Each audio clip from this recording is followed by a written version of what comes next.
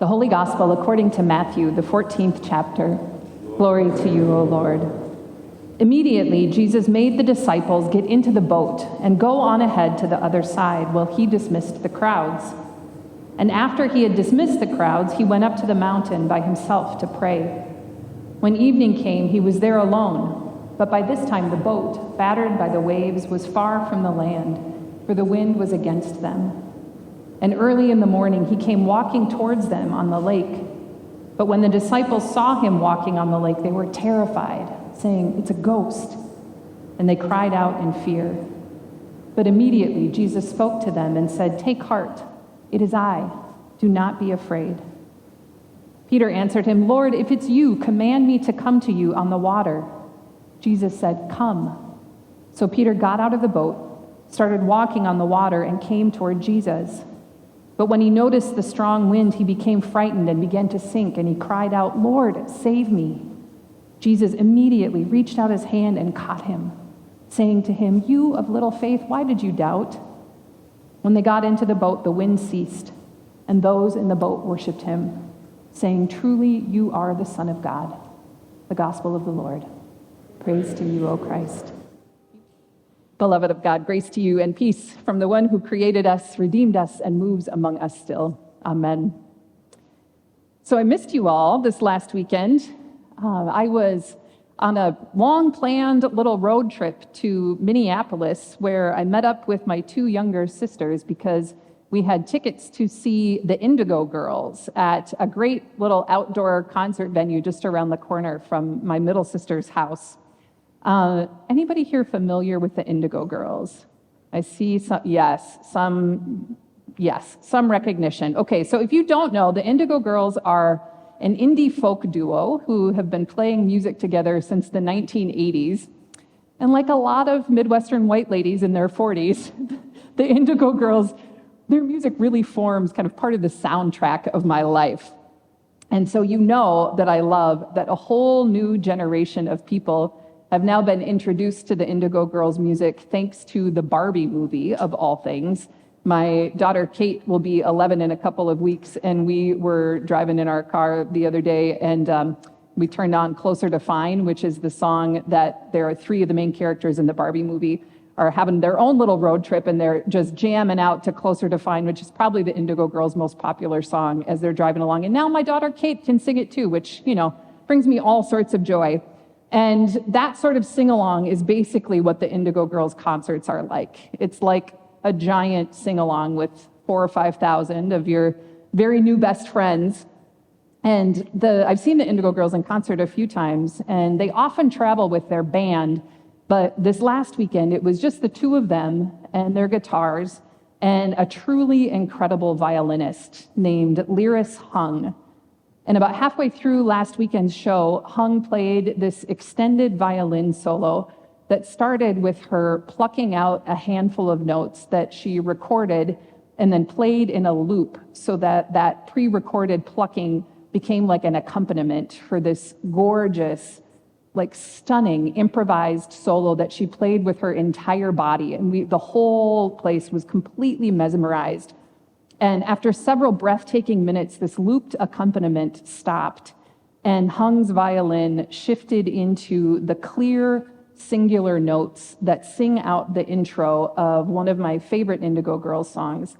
It's called The Wood Song, and it's from their album Swampophilia, which is like circa 1994, so dating myself. And it uses the metaphor of a big old wooden boat for the journey of life and relationships that we are all on together in this great wide world. The poeticism of this song's lyrics move me every time I hear it, so indulge me while I share just a couple of lines with you. The words to the chorus go like this: "But the wood is tired, and the wood is old, and we'll make it fine if the weather holds. But if the weather holds, we'll have missed the point. That's where I need to go." Now, one of the admittedly sort of peculiar, but also beautiful things about being a pastor is that one of my jobs is to literally carry preaching scriptures in my heart for a full week before I stand before you on any given Sunday. which means that it wasn't just my sisters walking into that concert venue with me last weekend. Lyris Hung played the first few notes of the Wood Song, and suddenly Peter and Jesus were there too. And so were the disciples, and so was their big wooden boat getting tossed around and battered by the waves on that sea. Now, if we were among the first people to hear this story from Matthew's gospel, people who were deeply attuned to Jewish tradition and to the narratives of the Old Testament, we would hear this story and we would immediately recognize that there is cosmic significance in this whole thing about Jesus walking on the stormy waters. We would hear echoes from the Old Testament book of Job in Matthew's words, when Job describes the Creator as one who has traversed the oceans and trampled the waves. And we would know that Jesus has authority over the waters and over the whole of creation. Or we'd hear Jesus say, "Take heart, it is I," which in the original Greek actually says, "Take heart, I am." And we'd immediately remember the story of Moses, the Old Testament great liberator of God's people, who leads them out of enslavement in Egypt and into freedom. Moses is deeply interested to know God's name, and God's response to that question is simply, "I am."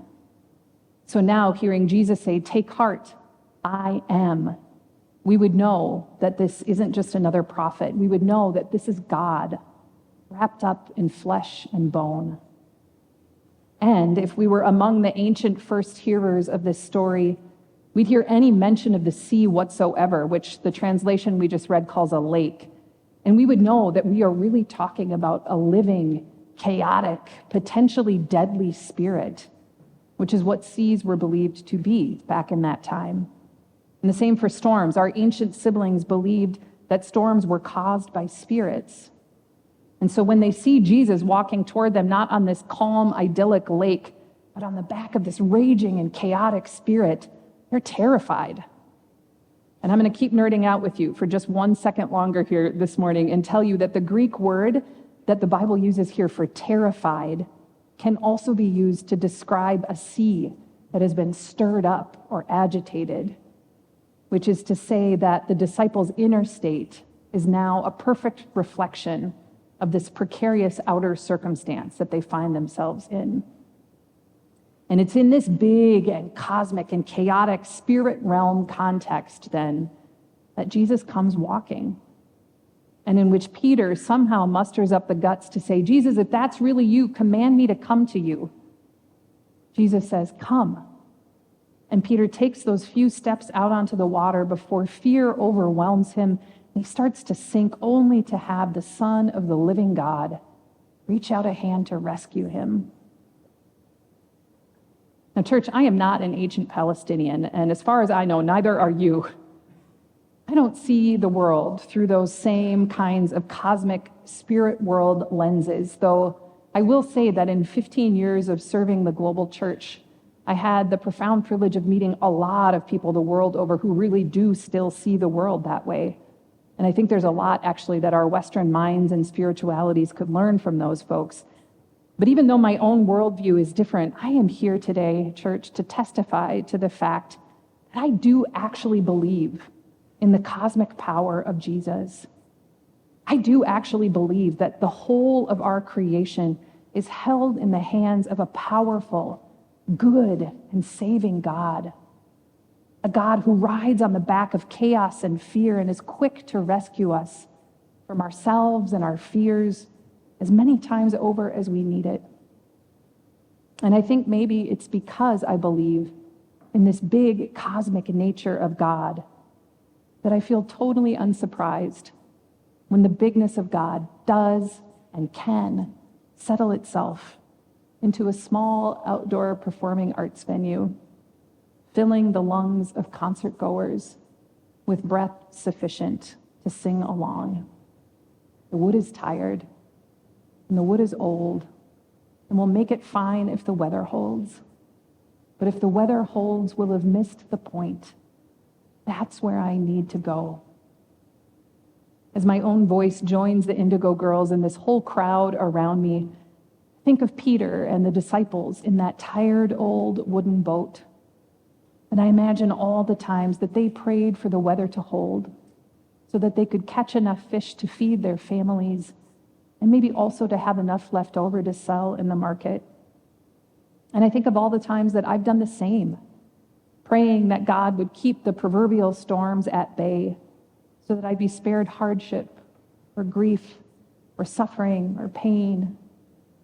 And I remember again, with something like gratitude, that though I much prefer to swim in the calm waters, there is really no way to be fully alive in this world without also experiencing the chaos of the churning sea. If the weather holds, we'll have missed the point. And the point is to experience all of it.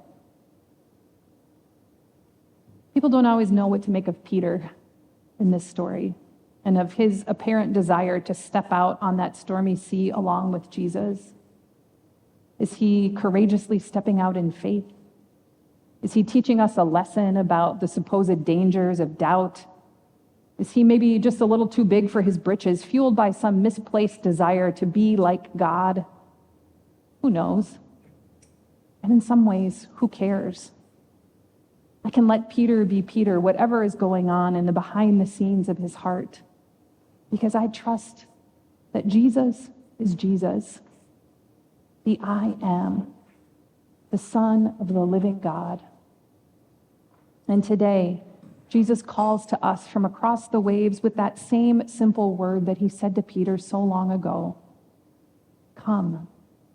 If the weather holds, you'll have missed the point, so come. Step out onto these chaotic waters. Live it all. Feel it all. Experience it all.